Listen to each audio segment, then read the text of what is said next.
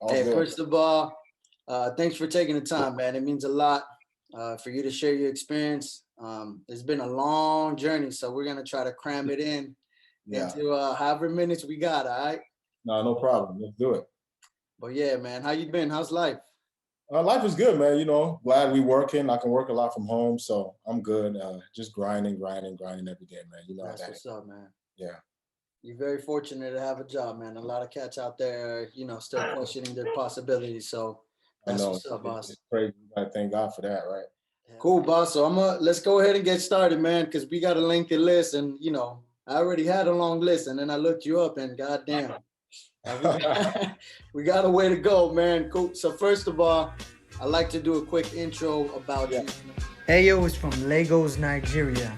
He participated in NBA's Basketball Without Borders in South Africa, where he won the MVP honors in 2008. He later traveled and attended the National Christian Academy in Washington, D.C., where he coincidentally won another MVP honors in an East Coast tournament. He later played for U19 Nigeria squad for FIBA in Serbia, and then earned both his bachelor's and master's at Loyola Marymount University, to where he is today, the founder of Ayo Charity Foundation. We're gonna go ahead and start with whatever you would like, but I would love to start with the beginning, which is home, right? Nigeria, man. Yeah. I was born in Nigeria, Lagos, Nigeria, the same way, you speak about Godwin was born at. Mm-hmm. We, family of four, my mom, dad, my brother's out here in the US, my sister and my younger brother are back home. And that's when I grew up, grew up around family. I grew up playing soccer. We all love soccer, still watch soccer. Like you and I are Barcelona fans. So soccer is my first love. And then, as time proceeded, watch a 1998 NBA All-Star game with Kobe. And I was like, man, I really like this sport. So from there, I started, playing around with kids and having fun with it. And before you know it, man, I just really fell in love with it, grew a little taller. And, you know, the love came about. Academies started inviting me. That's where I met Godwin at a basketball academy in Nigeria. And, as I was playing, people just kept telling me, like, you're really good. That's when I heard, I could go to the US to play that sport. So that's kind of where everything started from home. How was that with, like, just being a soccer nation? How was basketball out there, and how big was it? In other words. It was tough. I mean, I started playing. You don't really have access to shoes and stuff like that, so we started playing with flip flops. Shoes were so expensive. It's so hard to come about. So we played with what we could. You didn't have access to courts. Indoor courts was like impossible. Outdoor courts, you have to be part of an academy or join a group of people that let you play. Oh So wow. that's why I joined an academy, because they saw that I had a little bit of talent. That's why I met Godwin. And then far away from home, transport money was a problem. I mean, if you're learning how to play basketball in Nigeria back then, even now, it's really, really tough because there's a soccer field on every corner. Basketball courts now, they're starting to build more, but then, travel far, join an academy, you got to be worth it. So it was a lot, but, at the end, it was worth it because, God blessed me with, enough talent to be able to make it out of there and, come to the US to go to school for free and do what I'm doing now. So, I heard it through Godwin, man. I couldn't believe it. I yeah, couldn't believe it, man. I was like, so you're telling me you went through this, and you guys went to South Africa, yeah, to do the tournament and whatnot? That doesn't even make sense. And then you're telling me that your boys out here from yeah. Nigeria as well. Like, no, hold on. It's Start all over, man. So yeah, that's South Africa. It's crazy because you were so good. Every year, the NBA does a top 100 camp in South Africa every year, and they select like 10 kids from most African countries. So you have to be just think about it. There's hundreds of kids trying to learn how to play this game. In that age range, you have to be one of the top 10 best. So the president of the Toronto Raptors now and a bunch of other guys, they would come and host camps in Nigeria, and we would go as kids, and we were one of the best.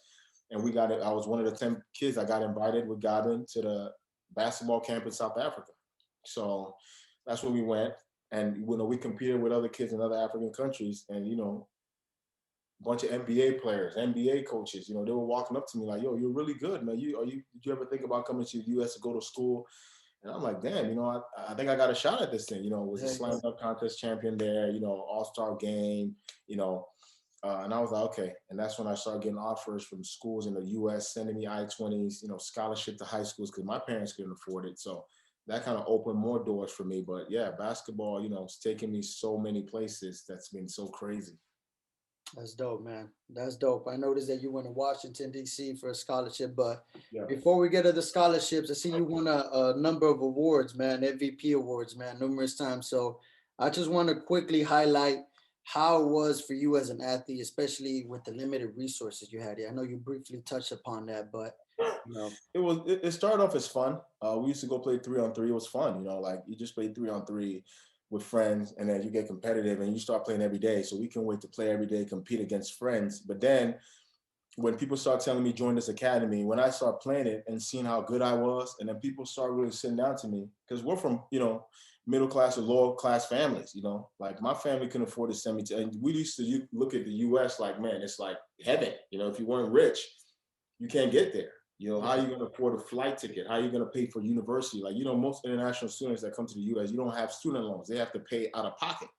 Like, my mom can't afford, LMU $50,000 a year. Like, where is she going to find that? So when I started playing the sport and people were like, look, you got a chance to really go overseas for free. Like, this game can literally take you out of here. And that's when I kind of I went to another level with it. I was like, okay, this is no longer a hobby. Like, I can literally change my life and get out of here. So now it went from a hobby to a means to an end, means to get out of here and really better my life. So that's when, it was this serious to me. And then I took it to another level. Okay, let me take this thing serious, because I really want to get out of here. yeah. And that's what kind of fueled me to all these camps I went to try to be the best. Because everywhere I went to, I'm like, okay, if I can, show these people what I got out here, it's another step to get into high school. It's another step to getting out of here. So, won a bunch of NBA, MVPs at some of these camps I went to. Slam dunk contests, I was always, one of the highest flyers at most of the camps I went to. So I just try to showcase, my talent as best as possible to get out of where I was. Did you feel any like setbacks with the community, especially it being basketball? Did you feel like there was cats that were kind of trying to downsize that dream of yours? Because at the time you mentioned that it was impossible, right? Or it seemed or looked impossible to many, except for you, right? Yeah, I mean, when we first started, you have the downside was when they came, most of these people that offer scholarships to kids in Africa, they always offered it to the big men, because, there's this stigma in Africa that not really guards, or wings, guys that play the point guard or shooting guard don't come out, they're not that good from Africa. So they literally always came and look for the 7-footers, the guys that were 6'10", because they just need you to come to the US and rebound, and you'll find a position for you. But guards, there was just guards everywhere in the US. Everybody can handle the ball. So we felt, the first couple years, they were coming, a lot of my friends were leaving before me. And I was like, man, this stuff is hard, man. Like, would I have a shot at this thing? So, me being so athletic, I was able to overcome that. And that's when they saw, like, look, there's really this kid is a talented wing. Even though he's not a big man, this guy can go to the US and, dominate his hit in this sport. So that was kind of a setback, because, we were getting looked over as playing, being 6'4", 6'5". But then, being able to overcome that, came to the US and able to succeed was that's kind of how I overcame that little setback that we faced as guards. That's dope, man. I didn't even know that. I didn't even know that there was a stigma, specifically with their position. Yeah. So I mean, if you look at all the great Africans that have been here, in the past, like Hakeem Olajuwon, 7-footer, Dikembe Mutombo, they used to just come for big men, like you don't really hear of any guards from Africa. No. Even all the guys now, it's like, it's hard, because when you come here, there's 1,000 guards everywhere you go to. Every rec center you go to, everybody can handle the ball, dribble the ball, and shoot. But you don't have 7-footers walking around that you can just pass the ball to that can dunk. So you gotta, as a guard coming from Africa, you have to really be, twice as good to get a shot. And that's kind of what we did. It's kind of like the U.S., man. For a while, they were just aiming for soccer, of course. They were aiming for keepers, just goalkeepers. All you saw is goalkeepers in England or in Europe, and then all of a sudden, you start seeing wingers, forwards, man. Exactly. There goes my crazy ass talking about soccer, man. So I love soccer, so I'm with it. What'd you play? What position? I was more of a midfielder. I played midfield, defensive back sometimes, So that makes sense. Midfielder or midfielder. Yeah, I was just one of those athletic guys, and I definitely, I was one of those guys that sometimes would play the 7 position, and try to, get my own goals in at times too. But I love soccer, man. I love it. That's dope, man. So you get a scholarship, you come over here to the States, man. How did that come about, man? The scholarship, you said that they only choose 10 cats, right? How many cats were in the tournament? Camp, And then, a lot of times there's something called an I-20. That's when you get, because, when we go, we can't afford to pay for it. Even high schools here are Yeah. expensive compared to where we come from. So Yeah. from that Basketball Without Borders camp, I started getting a lot of emails, a lot of people. There's a guy called Gavin Owinji. I'm still really close to him today. He lives out here. He played at Georgetown. He came and he was like, "Look, you're one of the guards that I want to help. Start talking to high schools to you." So he kind of connected me with my high school coach in DC. And the guy was like, "You sure he's that good?" We spoke a few times. He sent me an I-20. Another thing is you got to get past the embassy because they deny, 8 out of every 10 kids that go apply. So 85 out of every 100 kids don't get a visa when you go for an interview. So Damn. yeah, so really, so we have to prepare for that. That's one of the biggest hurdles we got to pass. So That's a lot of dreams that are crushed, unfortunately, man. oh man, thousands. I have friends that didn't make it. I have a lot, a lot. There's a kid I'm talking to now that I'm trying to help that's been denied by the embassy 5 times. It's hard. Yeah. You just don't even. So with me, I was able to, I guess wow them at the interview. I was able to use my I-20 get a visa and come to my school here, which was, it was life changing. Yeah, we take it for granted here in the States. The visa and all the opportunities, man. We laugh at it, and then until we shed some light, someone shed some light, and we're like, damn, Yeah. It's always good for people to understand, but that's why a lot of us that come from there, especially if you come from a lower class family and coming to the US is a way out for you. Like immigrants from any country, Mexico, America, wherever, Africa, you come here, I'm not saying people here don't work hard, but we have a lot of stake. You got a family counting on you. You got people, that you want to come here and succeed so you can take care of your mom. So a lot of us we're not just happy to be here. No, we're here to succeed. I feel it. Yeah. Don't get me started with that, man. I saw a video the other day. America's ran by immigrants, man. Don't sleep on that, man. Yeah, we don't. If you look at it, like like the millions of Nigerian doctors, Hispanics. I mean, people that come out here, like you see, that's why, like I said, I don't want to get into this immigration thing. People that always talk about that. You've never been in a situation where, you have a family member trying to cross the border so they can feed their family. Like, if you don't know what that's like, don't tell me about it. Talk about it. You have no right.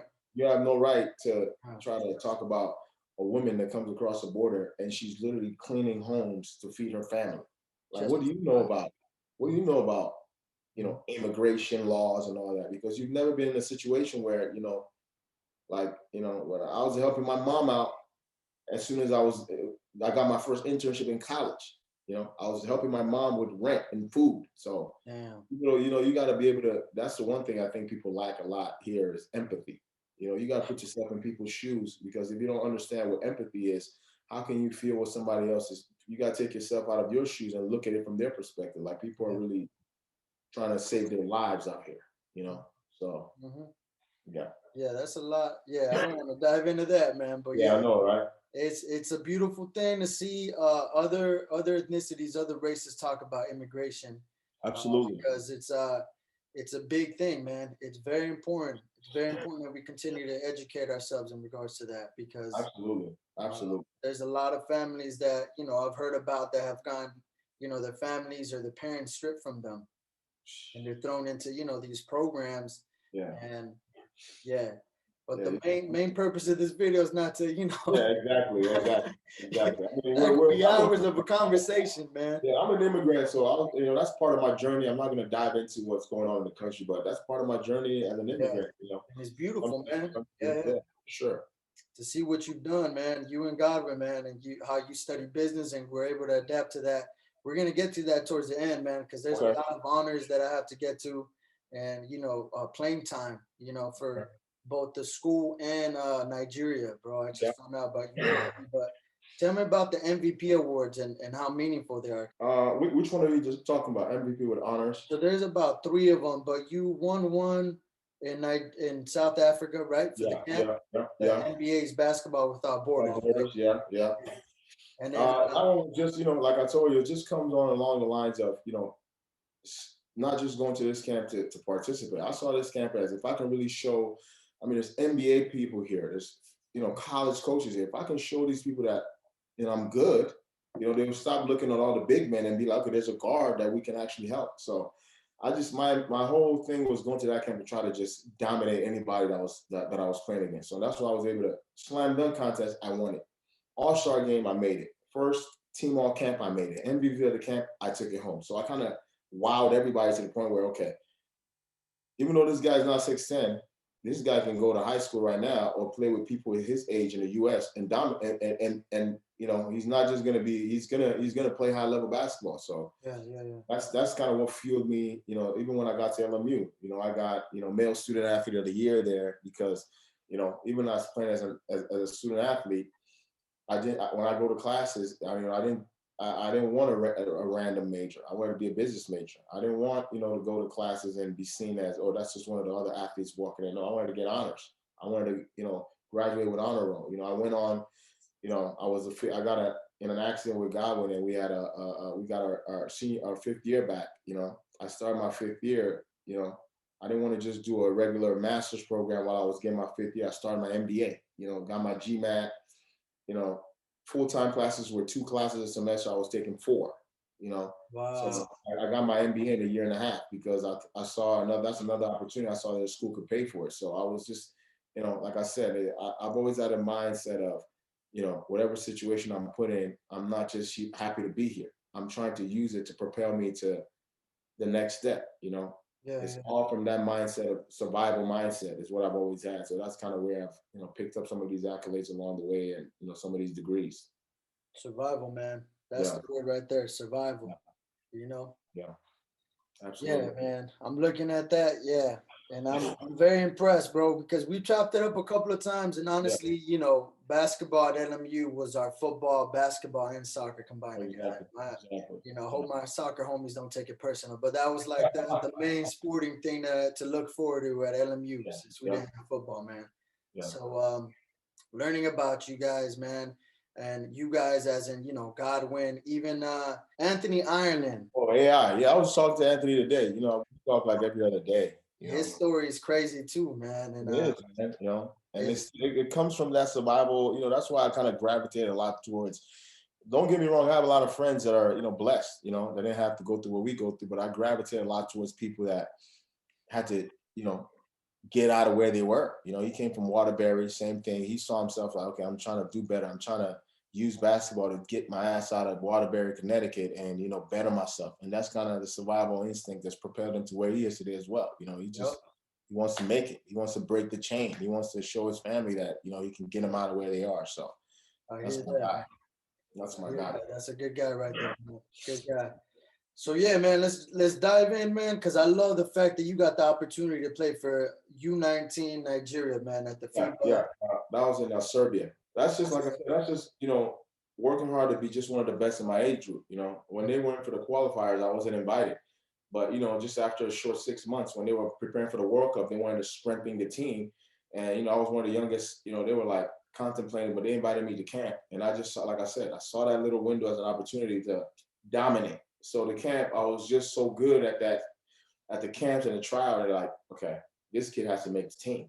You know, and that's how I got on. You know, that's when my first, you know, one of my first plane rides overseas. You know, I was a kid in Nigeria that my parents couldn't afford it, but, you know, thanks to basketball, joining the Nigerian national team, they took me to Serbia, and that's when I was able to, you know, experience the world through basketball. And I'm like, man, I want to do this. If literally, you know, locking in on this game Yeah. and taking to all these places, why not give it my all? So Hell yeah. that's kind of I was on the junior Nigerian. I was just happy to make the team. You know, I knew I was going to play a lot because I was one of the youngest. They had a lot of guys that were already in the U.S. You Mhm. know, that came back. That's another thing. They brought like 4 or 5 players from the U.S. that were automatically going to make the team, and now they just needed like 7 kids from Nigeria to join the team. So that's, you know, we're fighting for 7 spots as local players at a young age. So I was just happy that to make it, and that propelled me because as soon as I got back from that, you know, all the I-20s coupled with the basketball camp I went through in South Africa, they came in, and that's how I got, you know, opportunity to go to the U.S. For school. Yeah, That's an amazing experience. That no matter what sport you join, man, the fact that you could represent your nation that was big. at a Yeah, World Cup. yeah, yeah. I got a That's chance to represent the national. I was invited. I played for the national team as well at in China. You know, during college. You know, it's hard as a college player but I had an opportunity to represent Nigeria in a tournament in China. I played for the senior national team then too, so that was also a great honor when I was in college. Yeah, I noticed that, man. You guys were training at LMU, right? yeah. So they always come and do their training camp in the U.S. It happened to be at LMU. I was invited to the camp, obviously, and then we went and played a 2-week tournament or a week and a half tournament in multiple cities, Guangzhou and Lanzhou in China, and that was a great opportunity to say I played for junior national team and senior national team. So Absolutely, man. I was excited. Yeah, I was holding back to that towards the end, man. But Godwin got a chance too. Yeah, Godwin was at the camp. Godwin, they forgot, they didn't know about Godwin. Like they didn't do their research enough. And then when they came to camp and invited all the other players, and then they saw Godwin, like, oh, Godwin is here. And he came, and Godwin was dominating some of the guys that ended up going on the team. But he wasn't invited to the camp. But that when they got there, they added him to the camp just to help work, play against some of the big men. And Godwin was dominating a lot of these guys. And they were just like, man, we kind of messed up. It was a little too late because if we had known, this guy would have been on the trips. But Godwin he ended up being invited to the camp. He just didn't go to the tournament with us. Wow. Yeah. Yeah, they slept on Godwin, man. I know, right? Man. Hell yeah, that's the homie right there, man. Yeah. The fact that, because I've been to Guatemala, my parents are from Guatemala. I got to represent them. Oh, wow. And the fact that you get to put on that kit, step out with the boys, and experience what it's like to at the national level, man. Yeah, it gives you a certain level of pride for sure. Oh, absolutely, man. Absolutely. I don't want to dive into that because it gets a little emotional, man. Because at the time I had to decide if I wanted to continue at LMU. I had one more year left. Wow. Or if I wanted to stay there, man. And it was a very, very tough decision, man. Really? I worked my ass off to get to LMU. I have worked my ass off to finish what I started, and to get, I don't want to say sidetracked because that's a beautiful opportunity to play, but to have an opportunity like that and be stuck like that, it was a tough pill to swallow, but I knew I had to finish LMU, man. You feel me? So, for sure. Yeah, that's go. Congratulations, bro. Thank you, bro. Thank you. So cool, man. The main part of this is the student life balance that I wanted to get to, man, because a lot of kids nowadays, especially from LA, they want to play soccer. And as much as I love the idea of them skipping the college system, right? And I want to ask you what you think about the college system, because it may be different for basketball, you feel me? But they want to skip the college system and go to Europe or go play pro immediately, right? So how important is it for a student to try to get recognized, even if they're not trying to go to college, bro? I mean, it's different, it's always less than 1% of people that participate in the sports that get to be a professional. Being a professional is a whole different ballgame. So for me, if I could do it all over again, I'll still go to college because, I'm using my degree now, to help athletes and, work in the business world. And, being able to go to college was good for me because that degree, you can always fall back on that degree as your plan B. Injuries happen in sports. There's a lot of people that you're planning on, going this route and something hits you in the mouth and boom, what happens? Like Mike Tyson said, everybody has a plan until you get punched in the mouth, I have a lot of people that have gotten injuries and, career falling short. So you always want to never put all your eggs in one basket. And that's why when I went to LMU, I wanted to take a degree that I knew if I finished college and I didn't want to go play overseas, I could use my degree to really make money and do what I want to do, and that's why I studied business, studied finance. So, and, to touch on time management as an athlete, that's kind of the most important thing I always preach to people. If you don't have time management, you're going to be all over the place and you're not going to do well. So me, time management was extremely important to me. And I made sure I maximized my time while I was on campus. Maximize it. I knew exactly, how much time to give to my craft, how much time to give to my studies, and everything else outside of that was just a bonus of time spent wherever, So for me, to answer that question, time management is probably the most important thing when you are on campus, but skipping school and going straight, if you have an opportunity to get a degree, you should not pass on that. Yeah, to finish it. If you become a professional early and that opportunity comes for you to make a lot of money, you can't pass on that as well, but make sure while you're doing that, in the summer, you're coming back to work towards your degree. But that degree, you want to make sure you get it if you have an opportunity to get it. Why not? Yep. There's even online, man. There's online opportunities. There's a lot of NBA players that come back in the summer, every summer, take a class or two while they're on the road, take a class. Why won't you get, Vince Carter just got his degree like last year or something. You That's know, dope, man. and he doesn't need it. He's made over $100 million, but you know, there's some doors that don't unlock for you unless you have that. Especially for cats that don't really have an idea of what happens after pro. You know, Exactly. You know, there's a tough percentage, a oh, tough percentage of cats that just end up losing everything they work for. You know, real and life comes jeopardize their after pro. family. You Real know, life comes after pro. Real life, and you got to be ready for it. That's why, like a lot of people say, "Oh, uh, don't have a plan B because it messes up your plan A." That's stupid to me. You always got to have a plan B because life hits you. You know, yeah, so I mean that's my formula and it's worked for me. So absolutely. And that's why you are where you are, and that's why you're helping cats out. You know. yeah. Yeah, man. So let's dive into your charity, man. I Okay. think that's beautiful, man. That you're helping cats.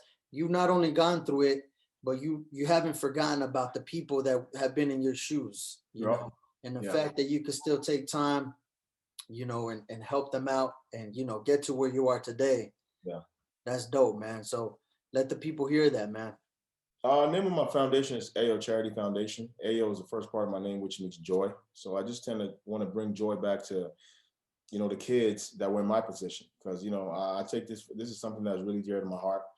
I do camps every year that I go back home for. I run clinics every month. I have coaches on ground. I have kids in the housing that I'm taking care of. You know, I'm just trying to do my part because, like I always tell these kids, man, there's only one in a million Joel Embiid's and one in a million, you know, NBA players from Africa. But guess what? There can be a million me. You Mhm. can literally be good enough to come to school here, get your college education paid for. I'm telling people, you know, there's people in America that's still paying student loans 20 years later. If this sport can get you to the US for free and pay for your college education, you've really changed your family. You can change your family's life just by having a job in the US and sending money home. So Yep. that's what I try to do, man. I just built a court for orphanage. We donated a bunch of sanitizer stations for some orphanages. I mean, it's, you know, people, I'm thankful for a lot of people that support my charity, that donate, that help me with my fundraisers, but I've been able to do a lot and I still want to do way more, but no, it's dear to my heart because I used to be one of those kids that didn't have anything that basketball helped change my life. The only thing that separates kids in Africa from kids here is opportunity. And I'm just trying to bridge the gap. You're a You know, living example, and appreciate that, man. people see that, man. People see that, and they see that as an example, man. So when they have that opportunity as well, there's just cats that get the opportunity, right? Yeah. And sometimes they get lost along the way. You know, Yeah. they get lost with what's been granted, and they forget about all the cats that were lined up, that the visas failed, that this failed, and that failed, and It's crazy, man. appreciate you, fam. You know what? We gotta really chop it up some other time, man, because I know you're a busy man right now. But I want to see what happens with your charity 1 year, 2 years, 3 years from now, Yeah. man, and what happens with you, of course, man, because you're a man of moves, man. You always had a lot of moves, bro, and we got to chop it very few times. So Yeah, I'm just blessed to be doing what I do with athletes and just working and, you know, being able to use basketball to change my life and, you know, help my family. And, you know, at the end of the day, yeah, you know, that's what's important to me. And, you know, I'm just grateful to God, you know, because I could easily could have been one of those guys that was 2 interviews, denied visa away from, you know, being back in Africa. Literally. It's sometimes like a lot of the kids that came here, your faith was literally in the hands of the people that interview you. I have a friend that got denied 5 times. I have somebody that's been denied 3 times that he has started his life there. Now he's eventually in the US, but he couldn't come at the age where he could have been an athlete. Now he's just somebody that came here and, you know, trying to just be a regular person or, you know, get a job here. But, you know, I was able to be fortunate to come during the time where I applied and play basketball. So all glory to God. And I'm just, you know, grateful for, you know, basketball because it changed my life. it all worked out for the better, man. Thanks, It's man. it's a movie in the making, man. It's a movie in the making, man. Mark my words. That Mark would be my great. words, man. That would be dope. Yeah, hell yeah. Well, cool, man. I really appreciate you taking the time, boss, man. If there's anything that you got to say about any future athlete, anybody who's going through a hard time, because I know you went through an injury as well. Yeah, And I know you've been to 2 injuries. First one happened yeah, in UC Riverside, yeah, right? yeah. And Out then for the yeah. and then I've had, another one happened. So if there's anything you could say to those people who are going through a hard time and you know just need some light yeah. within that moment. I mean, tough times don't last, man. Tough people do. So at the end of the day, obstacles is part of life. Like, I mean, what street have you ever drove your car on that was smooth all the way? It's all part of your journey. Like now that I look back on some of the things, that happened to me, like when I had an injury, I wanted to, some of the injuries I had prevented me to really be, fully what I wanted to be. And I think it hindered me along my college career to, get an opportunity to go play where I wanted to go play overseas. But now that I look back at it, I'm glad for those injuries because it propelled me quickly to the career and the route that I took now. So honestly, in the moment, you might just be angry, sad, or whatever, but everything happens for a reason. And then when you journey along the journey, when you look back, you realize that things that happened to you were supposed to happen to you to be where you are, and one other thing I always tell people is gratitude, man, because there was something I was watching the other day, and I heard somebody say, sometimes we get so caught up in the next thing. I gotta get this. I can't wait to get this job. I can't wait to get that. And he said sometimes you just gotta take a pause and just have gratitude because you know what you have now is things you used to pray for, you know.